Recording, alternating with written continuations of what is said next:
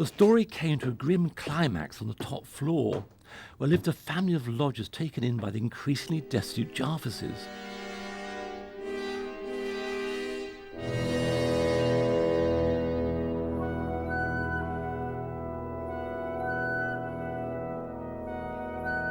It's pretty horrible up here.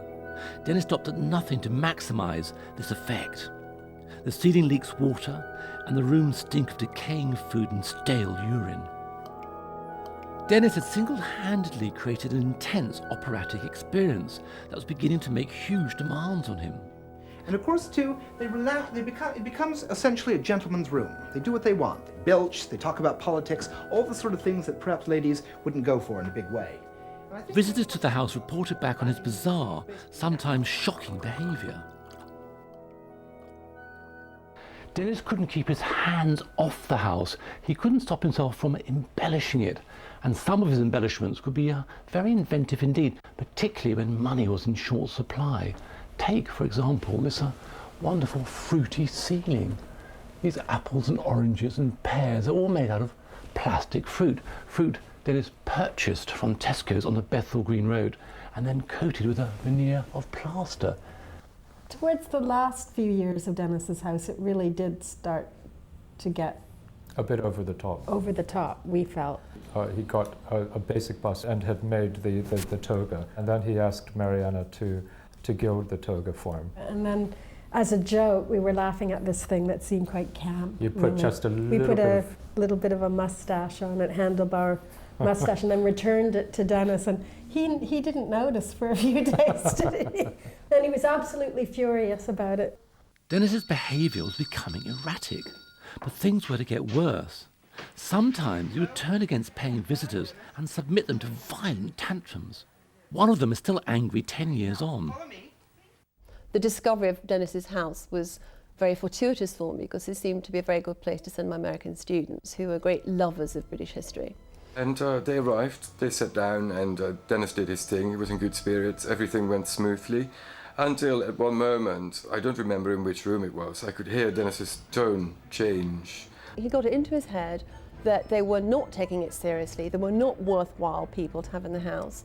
Maybe he thought they'd laughed at him.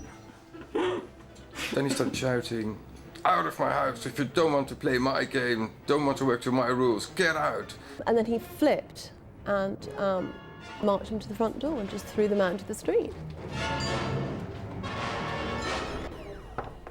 What happened next was that Dennis wrote a furious letter after I think the lady in question sent him one and made some certain remarks really about his mental state at the time. I think I was called a slut or a whore or a slag. I mean, it was just ridiculous. And it confirmed me in my feelings that I had been right to suggest psychiatric treatment.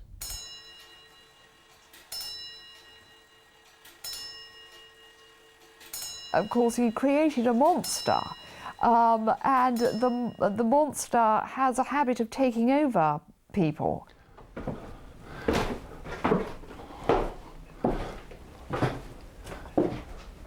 One of the last things Dennis did was to repaint this landing. He changed the colour from a strong Pompeian red to this rather feminine pink.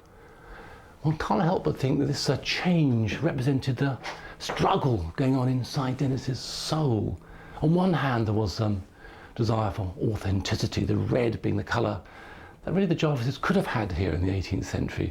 On the other hand, this pink represents his own rather flamboyant taste.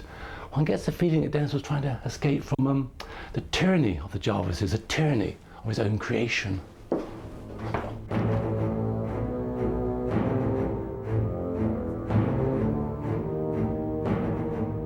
For Dennis, 18 Folgate Street had begun as an act of liberation, the creation of a world where he could be himself.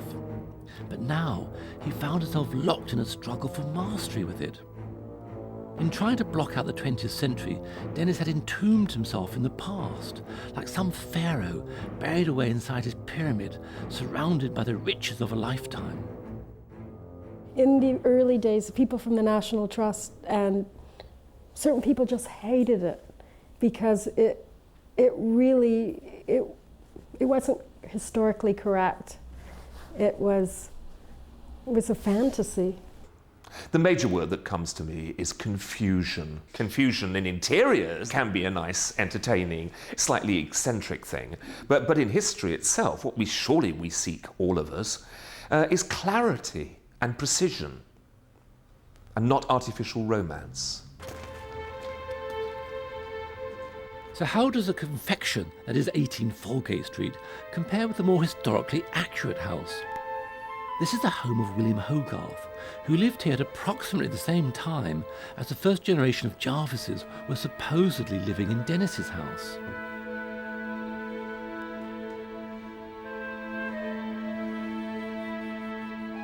Dennis created a make-believe Hogarthian world that's absolutely compelling, atmospheric, evocative, convincing, whereas the real world inhabited by Hogarth, this room, this house, is absolutely sterile. To see how Hogarth really lived, there's no good coming here.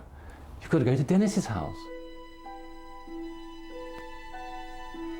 And after years of following a rather dry academic approach, Britain's biggest owner of historic houses seems to be coming round to Dennis's point of view.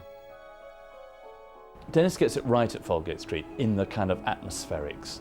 That whole sense of the smells, the sounds, the exploiting every available means in order to give this wonderful, all-enveloping experience. His influence, in a way, is probably more than ever was.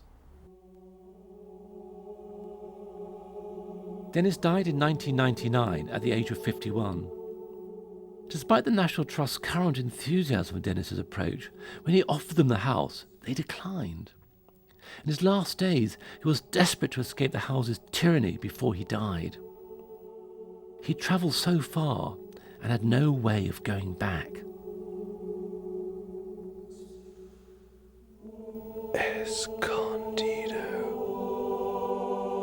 One of the things that's really upset me recently is the fact how much the house and myself are one. And if I go away, I come back and the house is dead. And it's just the arrangement, the life, it's gone. And this upsets me so much because I would like to see it continue, standing for what I believe in the role of the imagination in understanding anything. Dennis's house is a paradox. It shows that fiction can not only be more compelling, but also more essentially truthful than fact. Dennis's house attempts to evoke the past, not to recreate it in any dry manner. And so this creation, in its way, has more conviction, is more inspirational, touches the heart and moves the emotions far more than any mere academically correct house museum.